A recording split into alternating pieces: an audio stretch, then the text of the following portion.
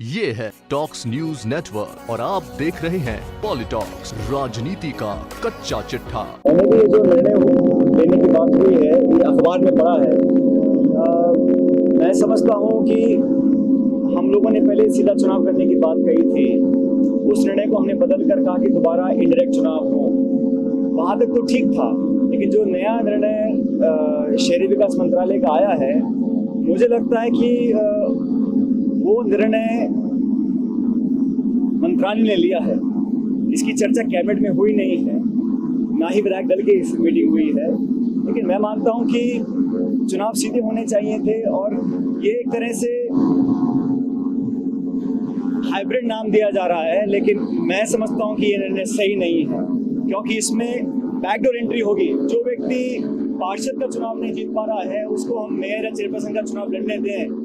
इससे मैं समझता हूँ लोकतंत्र को मजबूत करने वाली बात नहीं। और हमारी पार्टी सरकार ने हमेशा कहा है कि लोकतंत्र मजबूत हो, जनता सीधा जुड़ाव रखे।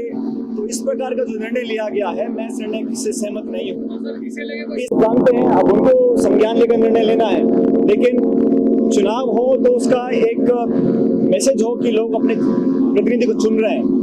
और इस प्रकार से इनडायरेक्ट चुनाव के बाद अचानक इस प्रकार जो निर्णय आया है, ये निर्णय का चर्चा ना तो विधायक दल में हुई है, ना सदन के पटल पर हुई है, ना कैबिनेट में हुई है।